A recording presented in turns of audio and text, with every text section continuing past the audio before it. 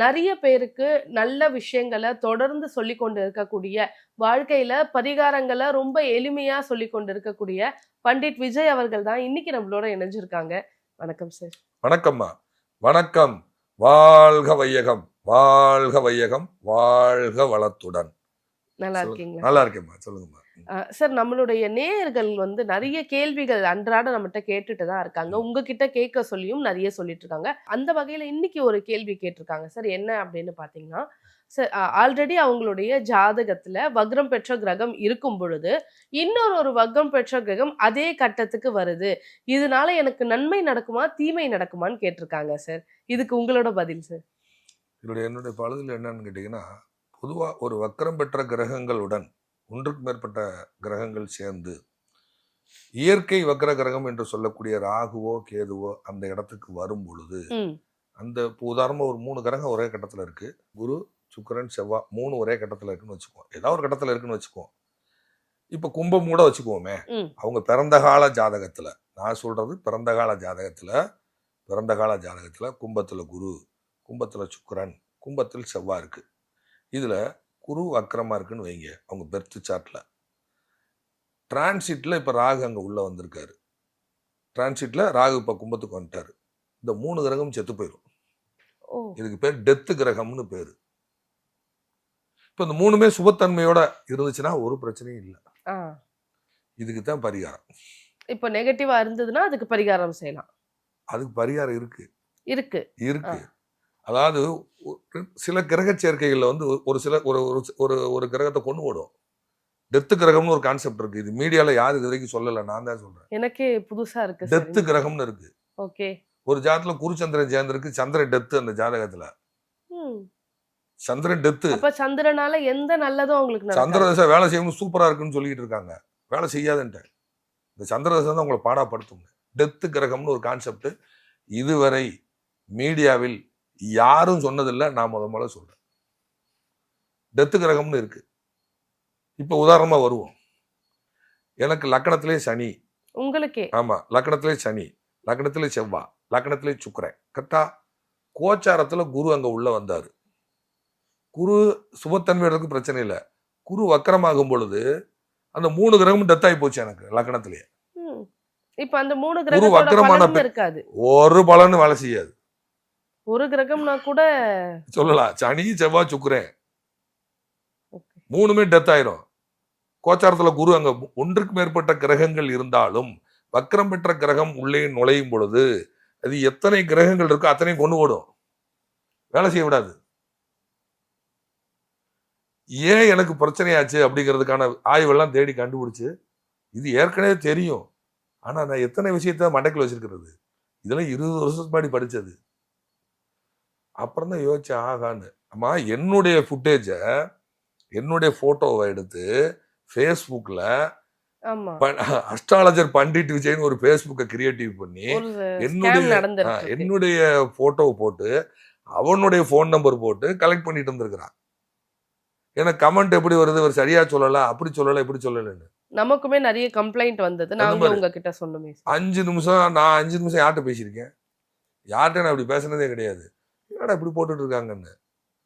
அது 2-3 ஜோடரை காம்பினேஷன் வச்சு ஒரு ஆள் போட்டிருக்காரு. என்கிட்ட நீ பார்த்தா தானே தெரியும். அவங்கெல்லாம் யாருன்னு எனக்கு தெரியாது. அவங்க கிட்ட பாரு, இது கமெண்ட் போடுறது, அது கால் புணர்ச்சியில் பண்றது, இது வேற. அந்த மாதிரி போடவும் எனக்கு என்னடா அதுன்னு, எனக்கு சரியா வரலைங்கிற ஜாதகத்துக்கு நிறைய பேருக்கு தெரியும், நான் திருப்பி கொடுத்துருக்கேன். சார் சரியா வரல சார், வேற யார்ட்டையா பார்த்துக்கோங்கன்றேன். இதுதான் என்னுடையது. நிறைய பேர் நம்ம கிட்டே சொல்லியிருக்காங்க சார், ரீஃபண்ட் கொடுத்துட்டாங்க, வேண்டாம், மறுபடியும் எங்களுக்கு சார் ஜாதகம் பார்க்கணும்னே கேட்டிருக்காங்க. எனக்கு மண்டையில உரைச்சா தான் நான் சொல்ல முடியும். எனக்கு வரலைன்னா நான் என்ன சொல்ல முடியும்? நானும் மனுஷன் தானம்மா. எனக்கு 1000 துக்கம் இருக்கு, 1000 சோகம் இருக்கு, 1000 பிரச்சனைகள் எனக்கு இருக்கு. பிரச்சனையை எனக்கு லக்னத்தில் சனிச்சு வச்சுக்கிறேன், டென்ஷன்ல ஓடிட்டு இருக்கிறேன் நான். எனக்கு மண்டையில உதிச்சா தானே சொல்ல முடியும். 1000 ஜோதிடம் படிச்சாலும் நமக்குன்னு நேரம் வேலை செய்யணும். அதே கிரகம் தான் நமக்கு சொல்ல வராது. அவங்களுடைய ஜாதகம் வழிவிடணும்ல சார். அவங்க ஜாதகம் கேட்டு போட்டு லாக் பண்ணிச்சா நான் என்ன செய்ய முடியும்? நிச்சயமா அவங்களுக்கு எல்லார்ட்டையும் நான் பேச முடியுமா? தமிழ்நாட்டில் 8 கோடி பேர் இருக்காங்க, 8 கோடி பேர் நான் பேசினா கிறுக்கு பிடிச்சி போயிடாது. அப்ப இந்த மாதிரி அப்ப இருக்கும் பொழுது இந்த பிரச்சனைகள்லாம் வருது. ஏன் இப்படி வருது, எதனால இப்படி வருது எனக்கு முதல்ல தெரியல. அதுக்கப்புறம் ஒரு கிளைண்ட் ஒருத்தவங்க அவங்க வந்து ஃபோன் பண்ணி அவங்க ஏற்கனவே என்கிட்ட பார்த்தவங்க திருப்பூர்காரவங்க 3 முறை பார்த்துருக்குறாங்க. 3 முறையும் பார்த்துருக்காங்க. அவங்க யாருன்னு எனக்கு தெரியல. எங்க அவங்க கிட்ட கூப்பிட்டு ஸ்டாஃப் கிட்ட கூப்பிட்டு சொல்லி இந்த மாதிரி நான் முந்தானேத்து கூப்பிட்டு பேசினேன். பேசும்பொழுது 3 நாள்ல பார்க்கணும்னு சொன்னாங்க. பணம் எவ்வளோ கட்டணும்னு. இவங்க நான் இவ்வளோ தான் வாங்குறேன். அப்படிலாம் கட்டுறதுக்குள்ள நான் வாங்குறது இல்ல அப்படின்னு அவங்க சொல்லியிருக்காங்க. சொன்னேன். அப்புறம் நாளைக்கே பார்க்குறேன்னு சொல்லி சொன்னாங்க ஒருத்தங்க அப்படின்னோடனே, எந்த நம்பருக்கு கூப்பிட்டீங்க? யார் சொன்னாங்க? இந்த நம்பர் ஏதோ 7ல ஆரம்பிக்கும். சரின்னு அந்த நம்பர் எடுத்து பார்த்தா, இது எங்க நம்பரே இல்லைங்க. நாளைக்கு எப்படிங்க அவர் பார்ப்பாரு? நாங்களே சந்தேகப்பட்டோங்க. 3 குறைஞ்சது ஒரு 80 ஆமா. நாள் 90 நாள் ஆகும். 60லேருந்து 90 நாளைக்குள்ள ஆகும். மேக்ஸிமம் 60 நாள் கூடுனா ஒரு 10 நாள் முன்ன பின்ன எனக்கும் பிரச்சனைகள் இருக்கு. எனக்கு ஹெல்த் இஷ்யூஸ் வரும். ஒண்ணும் இல்ல ரூட் கேனல் பண்ணி 5 நாளா நான் ஜாதகமே பார்க்காம உட்கார்ந்திருந்தேன். லாஸ்ட் பல்லு ரூட் கேனல் பண்ணி பயங்கர பெயின். 2 பல்லுக்கு ஒரே நாள்ல ரூட் கேனல். கேப் போடணும். அது நிறைய முகமே வீங்கிருச்சு. என்னால ஒண்ணுமே பண்ண முடியல. இப்படிலாம் வருதே அப்படின்னு சொல்லிட்டு, அதுக்கப்புறம் அந்த நம்பருக்கு நாங்களே என்ன பண்றோம், அப்புறம் அவங்களே 2, 3 ஃப்ரெண்ட் சர்க்கிள் வச்சு ஃபோன் பண்ணியிருக்காங்க. ஃபோன் பண்ணும்பொழுது, நான் இன்னைக்கே பார்க்கணும்னா 50,000, 1,00,000 இப்படிலாம் சொல்லியிருக்கிறாங்க. எனக்கு என்னடா ஒண்ணும் தெரியலன்னு என்னுடைய ஸ்ரீ ஜோதிடமடம் யூடியூப் சேனல்ல அந்த வீடியோவே நான் போட்டிருக்கேன். உங்களுக்கு எல்லாருக்கும் தெரியும். இந்த மாதிரி ஃபோர்ஜரி இருக்கு நம்பாதீங்கன்னு. அதுக்கப்புறம் போய் போலீஸ்ல ஆன்லைன்ல கம்ப்ளைண்ட் பண்ணி, அதுக்கப்புறம் நேரடியா கோயம்புத்தூர் கமிஷனர் ஆஃபீஸ்ல போய் சைபர் செக்யூரிட்டில போய் கம்ப்ளைண்ட் பண்ணி, ஏன்னா நாளைக்கு ஏதாவது மிஸ்யூஸ் பண்ணா நான் பதிலாயிருவேன் இல்லையா? ஆமா. அதுக்கப்புறம் நம்ம அது சிஎஸ்ஆர் காப்பி வாங்கி, அதுக்கப்புறம் அவங்க கூகுள்ல அவங்க அது சொல்லி அதை யூடியூப் ஆஃப் பண்ணியிருப்பாங்கன்னு நினைக்கிறேன். ஃபேஸ்புக் அக்கௌண்ட்டை காவல்துறை செஞ்சிருப்பாங்க. ஸோ இந்த மாதிரிலாம் இருக்கு. ஏன்டான்னு யோசிச்சு யோசிச்சு பார்த்தா, ஆஹா நமக்கு லக்கணத்துல சனி செவ்வாய் சுக்கிரன் 3 கிரகம். அந்த 3 கிரகத்தோட கோச்சாரத்துல குரு வந்து வக்கரமாகி இவ்வளவு பிரச்சனை இழுத்து விட்டுருச்சு. அப்ப நமக்கு அந்த 3 கிரகமும் டெத் ஆகி போச்சு. இன்னைக்கோ படிச்சது ஞாபகம் வருது. ஒரு ஜாதத்துல குரு சந்திரன் சேர்ந்திருக்கு, கூட புதனும் சேர்ந்திருக்கு. இந்த சந்திரன் டெத்து கிரகம். இது கண்டுபிடிக்கிறதுக்கு ஒரு மெத்தட் இருக்கு. இது டெத்து கிரகமானு கண்டுபிடிக்கிறதுக்கு ஒரு கான்செப்ட் இருக்கு. இதை சொன்னோம்னா நாளைக்கு நோட்ஸ் விட்டுருவாங்க. ஸோ அதனால இது டெத்து கிரகம். என் கூடயே இருக்காரு. எனக்கு நெருங்கிய நண்பர் அவர். என் கூடயே இருக்காரு. கோயம்புத்தூருடைய முதல் நண்பர். அது இன்னொரு ஜோதிடர்கிட்ட போய் பார்க்குறாரு. என் கூட இருக்கிறவர் இன்னொரு ஜோதிடர்கிட்ட போய் பார்க்குறாரு. அவர் என்கிட்ட கேட்குறாரு, தலைவரே நான் போய் பார்க்கட்டுமான்னு. தாராளம் பாருங்க, நல்லவர் தான் பாருங்கன்னாச்சு. அவர் பார்த்துட்டு அவரும் நல்லா இருக்குன்ட்டாரு. நான் அவர்கிட்ட எதுவுமே சொல்லலை. எனக்கு தெரியும் அது டெத்து கிரகம்னு. ஒரு நாள் எதேச்சியா பேசிட்டு இருக்கும்போது இந்த மாதிரி இருந்தா டெத்து கிரகணும். அப்போ என் ஜாதத்துல இருக்குல்ல தலைவரே, அப்போ எனக்கு சந்திரதசை வேலை செய்யாதா? அதனால வேலைக்கு போங்கன்னு சொல்றேன் அப்படின்னு. நான் சொந்தமா தொழில் செய்யாதீங்க, வேலைக்கு போங்க அப்படின்னு சொல்லி வாழ்க்கையில போராட்டத்தை மட்டுமே சந்திச்ச மனுஷர்.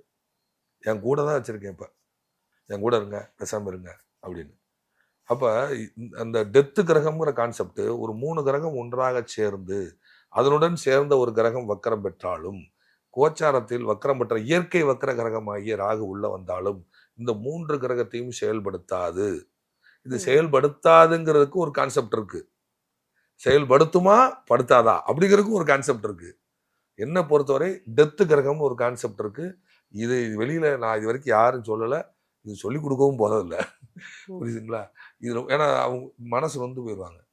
இப்போ எனக்கே ஒரு அந்த மாதிரி கிட்டத்தட்ட ஒரு தேவையில்லாத அவதூறுகள், தேவையில்லாத பிரச்சனைகள்லாம் வந்துச்சு. நானும் அதோட சரி டெத்து கிரகம் அப்படின்னு வச்சுட்டு இதுக்கு என்ன பரிகாரம் அப்படிங்கிற ஒவ்வொன்றா செஞ்சுக்கிட்டு இருந்தேன். அதுதான் சார் இப்ப நானும் கேட்க வந்தேன். நீங்க ஒரு பரிகாரம் செஞ்சு அந்த பிரச்சனையில இருந்து வெளியே வந்தீங்க. அது என்ன பரிகாரம்னு தெரிஞ்சா எங்க நேயர்களுக்கு ரொம்ப அந்த காம்பினேஷனுக்குன்னு ஒரு பரிகாரம் இருக்கு. அந்த காம்பினேஷனுக்கு ஒரு பரிகாரம் இருக்கு. அது நான் செஞ்சேன். செஞ்சுட்டு அதுக்கப்புறம் தான் ரிலீஸ் ஆச்சு. இந்த மாதிரிலாம் இருக்குமா? நிச்சயமா சார். நம்ம நேயர் கேட்ட கேள்விக்கும் சமீபத்துல உங்க வாழ்க்கையில் நடந்த நிகழ்ச்சிக்குமே வந்து நிறைய சம்பந்தம் இருக்கு அப்படின்ற மாதிரி இது கான்செப்ட் ஒன்று இப்போ சொன்னதுனால சொல்றேன். ஒரு ஜாதகம் நல்லா இருக்கு, அந்த ஜாதகர் மீண்டு வருவாரு. அது டெத்து கிரகம் அல்ல.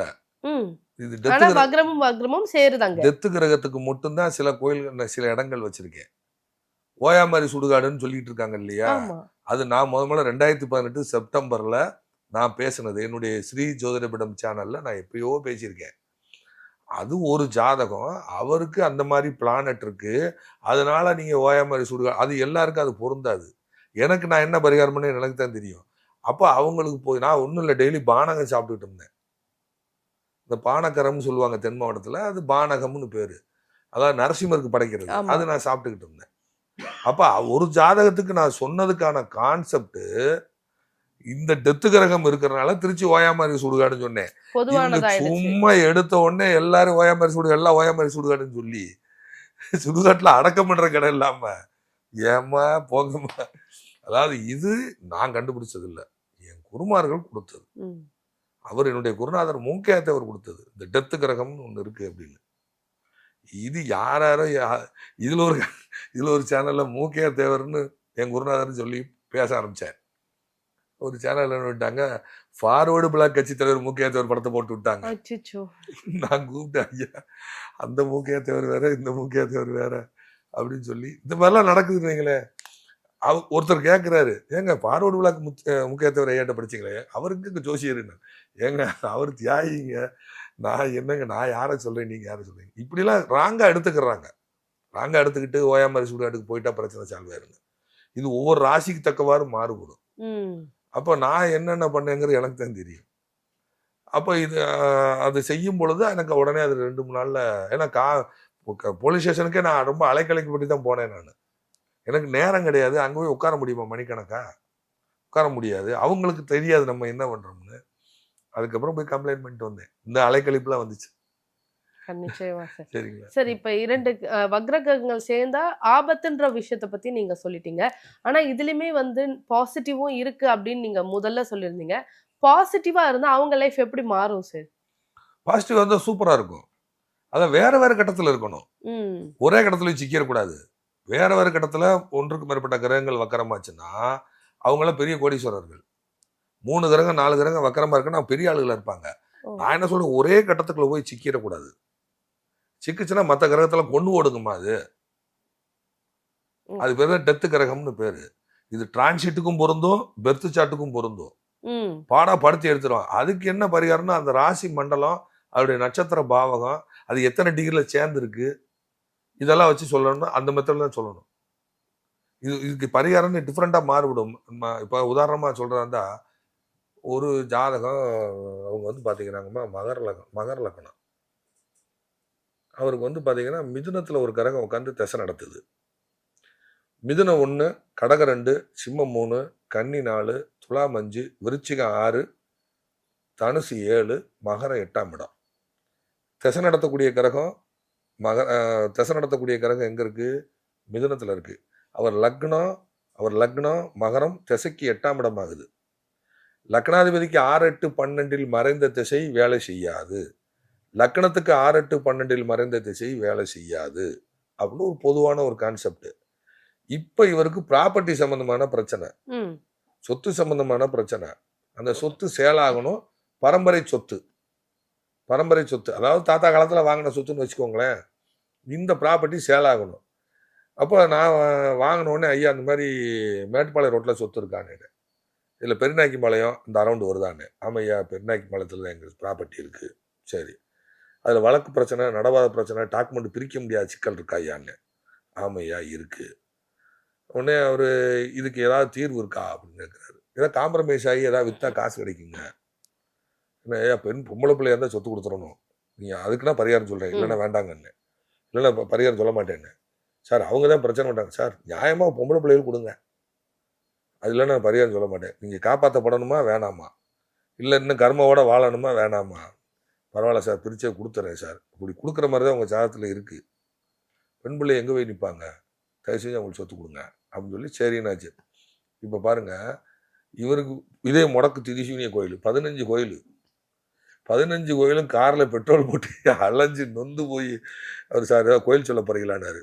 ஒன்றும் சொல்லலை, பொறுமையாக கேளுங்க அப்படின்னா. ஒரு மகர லக்னம். திசை நடத்தக்கூடிய கிரகம் எங்கே இருக்குது? மிதுனத்தில் இருக்குது. மேசம் 1, ரிஷபம் 2, மிதுனம் 3. மேசம் 1, ரிஷபம் 2, மிதுனம் 3. இந்த 3ஆம் இடம் தான் ஆபரணத்துக்கான ஒரு கிரகம். 3ஆம் இடம் தான் ஆபரணத்துக்கான கிரகம், ஆபரணத்துக்கான பாவகம். 3ஆம் இடம் தான் ஆபரணத்துக்கான பாவகம். ஆபரணத்துக்கான கிரகம் யாருன்னு கேட்டீங்கன்னா சூரியன். அப்ப சூரியன் தான் ஆபரணம். குரு தங்கம் ஆபரணமா செஞ்சுட்டீங்கன்னா சூரியன். சரி. அப்ப மிதுனத்துக்கு அது 8ஆம் இடமாகி போயிருது. ஆபரண பாவகத்துக்கு மிதுனம் தான் ஆபரண பாவகம். அதுக்கு மகரம் 8ஆம் இடமா போகுது. இந்த மகர நிலராசி. ஆபரணத்துக்கான கிரகம் எது அப்படின்னு கேட்டீங்கன்னா சூரியன். அப்ப சூரியனுடைய வீடு ஆபரண பாவகம்னு எடுக்கணும். ஆபரண கிரகம் அப்படின்னு எடுக்கணும். சூரியன் வீட்டுக்கு அது 6ஆம் இடமா போகுது. அந்த இடம் கரெக்டா 6ஆம் இடமா போகுது. இந்த மகரத்துக்கும் 3க்கும் 12 கூடியவர் குருவாயிருவாரு. 3ஆம் இடம் கடல் வீடு, 12ஆம் இடம் நெருப்பு ராசி ஆயிரும். இப்ப அவருக்கு நான் என்ன சொன்னேன் அப்படின்னு கேட்டீங்கன்னா, ஐயா உங்களுக்கு வந்து லக்கணம் வந்து மகர லக்கணம். திசை நடத்தக்கூடியது மிதுனத்தில் உட்காந்து திசை நடத்துது. அது ஆபரண பாவகம். அதுக்கு இது 8ஆம் இடம். 3ஆம் இடம் தான் டாக்குமெண்ட். 3ஆம் இடம் தான் காலி நீளம். 3ஆம் இடம் தான் நடபாதை எல்லா பிரச்சனை. 3ஆம் இடம் தான் பாகம் பிரிக்கிறது. இதெல்லாம் சொல்லி அதே மாதிரி சூரியனுடைய வீடு வந்து காலபுருஷனுக்கு 5ஆம் இடம். சூரியன் தான் ஆபரண கிரகத்துக்கான கிரகம். அந்த வீட்டுக்கு இது 6ஆம் இடம். இது 5ஆம் இடம் பூர்வீக சொத்து. ஸோ இந்த பிரச்சனை நிவர்த்தி ஆகிறதுக்கு அந்த லக்கணப்படி என்னன்னு கேட்டிங்கன்னா அது வந்து 3ஆம் இடம் கடல் வீடாயிரும். அப்போ என்ன பண்ணுங்க, பூம்புகார் கடலுக்கு போங்க. இந்த இடத்தோட மண்ணை எடுத்துட்டு போங்க. கடல்ல போடக்கூடாது, மகர நிலராசி. கடல்ல போடக்கூடாது, மகர நிலராசி. இன்னொன்று என்ன கேட்டிங்கன்னா இந்த மிதுனம் வந்து காத்து ராசி. அது காலபுருஷனுக்கு 3. ஸோ கையில் அந்த இடத்தோட மண்ணை வச்சு கடற்கரையில் மகரம் கடற்கரை புண்ணு ஊதி விடுங்க அந்த இடத்தோட மண்ணை. அதுக்கப்புறம் அந்த கடல் நீரை எடுத்து கொண்டு வந்து அந்த இடத்துல தெளிங்க. இன்னொன்று என்ன கேட்டிங்கன்னா 3ஆம் இடம் தான் ஆபரணம். அந்த லக்கண புள்ளி உட்காந்தது உத்திராடம். உத்திராடம் உடஞ்ச நட்சத்திரம். உத்திராடம் உடஞ்ச நட்சத்திரம். அப்போ என்ன பண்ணுங்கன்னா கோல்டு காயின் வாங்கி அதை 2ஆக கட் பண்ணி வர்ற வழியில சூரியனார் கோயிலே தானம் போட்டுருங்க. தானம் பண்ணி தான் போடணும். அப்படியே கட் பண்ணி போட்டுருங்க. உண்டியல்ல போட்டுருங்க. காயின் வாங்கி 2ஆக கட் பண்ணி போட்டுருங்க. கட் பண்ணி போட்டுட்டு அதுக்கப்புறம் சூரியனாரை தரிசனம் பண்ணிட்டு வாங்க. காம்ப்ரமைஸ் ஆகும். இதை செஞ்சதுக்கு பிறகு அவங்க ஃபேமிலிக்குள்ள காம்ப்ரமைஸ் ஆகி அஞ்சனே கோச்சாரத்தில் ராகு உங்களுக்கு ராகு திசை நடத்தக்கூடிய கிரகத்தை இயக்கும் பொழுது உங்களுக்கு சக்ஸஸ் ஆகும் போங்கன்னு சொல்லி அதே மாதிரியே சக்ஸஸ் ஆகி ப்ராப்பர்ட்டி பிடிச்சாங்க. இவருக்கு நான் 15 கோயில் சொல்லலை, திதி சூனியம் முடக்கு இதெல்லாம் நான் சொல்லவே இல்லை. அவர் ஜாதத்துலையும் டெத்து கிரகம்னு ஒன்று இருக்கு. அந்த டெத்து கிரகத்துக்காகத்தான் சில பரிகாரம் மாற்றி சொன்னேன். இதெல்லாம் செஞ்சு சக்ஸஸ் ஆயிருக்கு. ஸோ பரிகாரம் ஒரு ரூட்டு கிடையாது. சரியாம்மா, நம்மளுடைய நேயர்களுக்கும் அதுதான் சார் தேவையா இருக்கு. ஏன்னா பரிகாரம்னு வந்து பொதுவா எல்லாரும் சொல்ற மாதிரி நீங்க சொல்லாம ஏதோ எளிமையா சொல்றீங்க. மக்களுக்கு வந்து ரொம்ப புரியும் வகையில சொல்றதால தான் மக்கள் உங்களோட வந்து அவ்வளவு கனெக்டா இருக்காங்க அப்படின்னு நாங்க நினைக்கிறோம். தொடர்ந்து எங்க நேயர்களுக்காக இந்த மாதிரி இன்னும் நிறைய விஷயங்கள் நீங்க சொல்லணும் சார். நன்றிமா. வணக்கம். வாழ்க வளமுடன், வாழ்க வளமுடன், வாழ்க வையகம்.